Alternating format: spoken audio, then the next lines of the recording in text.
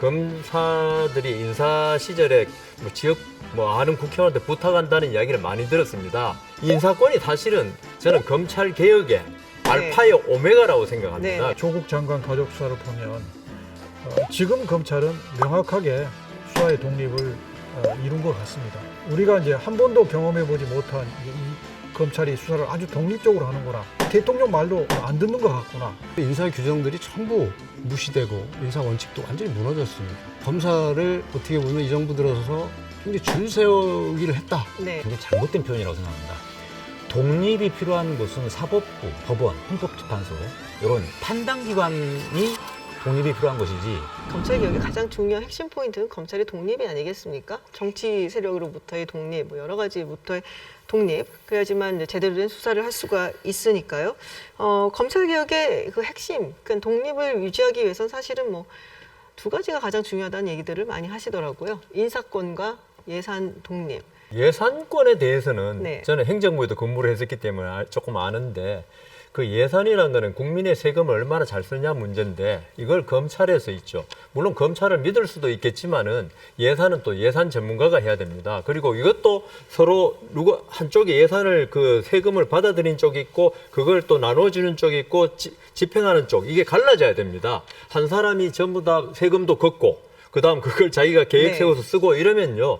돈 문제도 이게 바로 비리의 온상이 될 수 있기 때문에 지금 네. 우리 정부가 예산은 기획재정부에서 전부 다 하고 그다음 국세청에서 걷어들이고 계획 짜고 국회에서 통과하고 뭐 이런 식이거든요. 그래서 예산 문제에 관해서는 검찰이 독립성을 가지는 거 저는 그렇게 바람직하지 않다고 보고 다만 인사권이 제대로만 실행되면 얼마나 좋겠습니까? 네. 우리 검찰이 지금 이런 요구 안 듣죠. 근데 제가 일부의 사례겠지만은 제가 그 검사 출신 보고 이게 말하면 하지만은 검사들이 인사 시절에 지역 아는 국회의원한테 부탁한다는 이야기를 많이 들었습니다. 그거는 결국은 정치권이 이 검찰권에 어떤 영향력을 행사하는 통로를 만들어 주는 게 네. 되지 않느냐. 그래서 인사권이 사실은 저는 검찰 개혁의 알파의 오메가라고 생각합니다. 네. 그것만 제대로 되면요. 그다음 이제 더 플러스는 그런 이제 검사가 인사권의 독립이 되어도 아까 말씀드린 대로 검사 개개인이 내가 국가의 사법권에 막중한 네. 그 권한을 위임받아서 행사한다는 어떤 네네. 자긍심, 그게 독립심을 안 가지면 필요는 없겠죠. 그래서 인사권과 검사 개인의 어떤 자기 검찰권에 대한 자긍심을 가져야 한다. 네. 예, 그렇게 생각합니다. 알겠습니다. 예산 같은 경우는 전문가에게 맡기지만 인사권은 독립을 시켜야 된다는 의견이시고 어떻게 생각하십니까? 사실 이제 검찰의 수사의 독립, 정치적 중립 이 부분은 대통령이 그것을 지켜주려고 하는 의지가 있어야 되고요. 또 검찰총장이 그것을 관철하려고 하는 의지가 있어야 됩니다.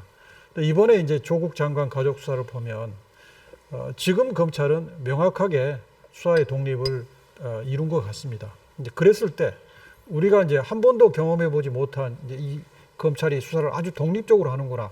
대통령 말도 안 들을 것 같구나, 안 듣는 것 같구나. 또 대통령이 총장께 뭐 살아있는 권력도 수사해라.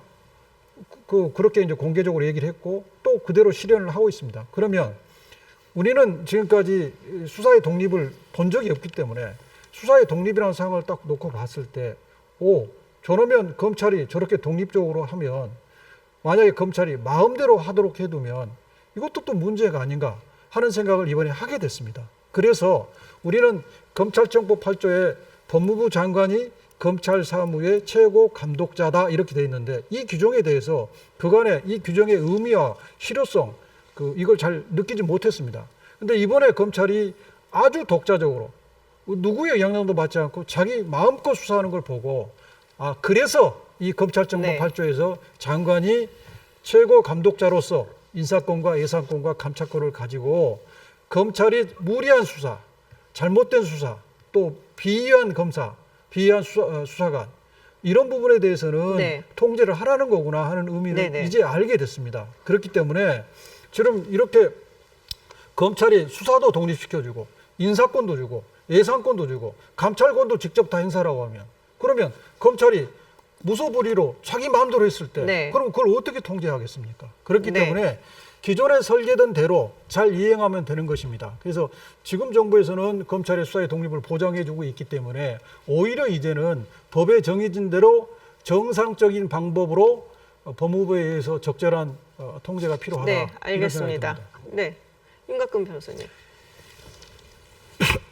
시간이 별로 없어서 짧게 부탁드리겠습니다. 인사는 정말 중요합니다.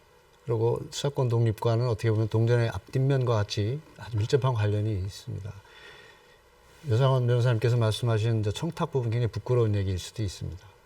근데 인사를 투명하기 위해서 그동안 검찰에서는 나름 인사 규정도 정비를 하고 인사 원칙도 만들어서 지켜왔습니다. 근데 최근에는 그런 인사 규정들이 전부 무시되고 인사 원칙도 완전히 무너졌습니다. 이런 모습들 속에서 검사를 어떻게 보면 이 정부 들어서서 굉장히 줄 세우기를 했다. 네. 이런 비난들이 굉장히 많습니다. 검찰 내부나 법조계에서. 근데 지금 검찰 독립, 지금 수사가 총장이 마음대로 하는 것처럼 비춰지기 때문에 수사의 독립이 이루어졌다. 이렇게 보지만 지금 그 전제하에는 지금 대통령의 지시도 안 듣는다. 이런 말씀까지 하셨으니까 그럼 대통령의 지시도 할 수 있다. 뭐 이렇게도 네네. 비춰질 수 있습니다. 그러면 사람에 따라서 많이 바뀌는 것입니다. 독립이든 인사든. 결국은 객관적으로 규정에 의해서 이루어질 수 있는 시스템을 갖춰야 된다. 네. 그러면 수사에 대한 어떤 독립도 이루어야 되고 인사에 있어서도 그 인사가 수사의 독립을 침해하지 않도록 하는 그런 규정들이 네. 마련돼야 된다 이렇게 생각합니다. 알겠습니다. 서기호 변호사님. 예. 우선 이제 검찰 독립성 확보 이런 이야기들이 많이 나오는데 사실은 저는 굉장히 잘못된 표현이라고 생각합니다. 독립이 필요한 곳은 사법부, 법원, 그리고 헌법재판소 이런 판단기관이 독립이 필요한 것이지 이런 이제 검찰청처럼 마치 경찰청이나 국세청처럼 초동 어떤 조치들을 취하는 곳은 다 행정부 영역입니다. 그럼 행정부에서는 행정부의 각 부장관인 네. 이제 법무부 장관이나 뭐 행안부 장관이라든가 또 마치 군대 조직도 법무부 장관 문민 통제를 받듯이 이렇게 국민에 의해서 선출된 대통령에 의해서 임명된 이런 장관을 통해서 문민 통제를 받아야 되는 것이거든요. 왜 그러냐면은 이제 법원이나 헌법재판소는 이제 최종적인 판단을 네. 하는 곳이죠. 이제 다른 곳에서 다 만들어 와가지고 판단만 하는 곳이기 때문에 그 판단의 독립성을 위해서 독립성을 굉장히 중요하게 생각하지만 검찰은 어디까지 행정부다. 그 다음에 또 한 가지는 검찰은 앞으로 장기적으로는 수사와 기소권을 분리해야 되는 그런 권한 분산 그런 차원으로 가야 네. 되는 곳이기 때문에 오히려 검찰의 독립성 확보는 중요한 게 아니고 오히려 확보하면 안 된다고 저는 생각합니다. 알겠습니다. 잠깐만, 요 부분을 꼭 짚고 넘어야 됩니다. 저희가 사실 시간이 지금 다 아니. 돼서요. 그러면 짧게 예. 발언을 해주시고. 아니, 그 서기호 변호사님 참 좋은 말씀하셨지만 검찰이 판단기관입니다. 네. 무혐의 판단하느냐 기소유예냐 기소는 있죠. 법원에서 무죄 유죄 판단하고 똑같을 정도의 중요성을 가집니다. 어떤 사람에 대해서 기소유예하냐 이 사람 기소해가지고 처벌받느냐 이게 판단기관이죠. 어느 게 판단기관입니까? 네. 그렇게 판단기관 말씀하시면 국세청도 판단기관이고 행정부의 아니, 모든 그건 다 결국 인허가에 대한 검찰에서 판단기관입니다. 최종적인 또 판단을 받지 않습니까? 판단기관은 그 행정부에서 다 인허가 판단을 하고 있기 때문에 그걸 판단기관을 가지고 알겠습니다. 저희가 시간이 다 됐습니다. 사실은 이미.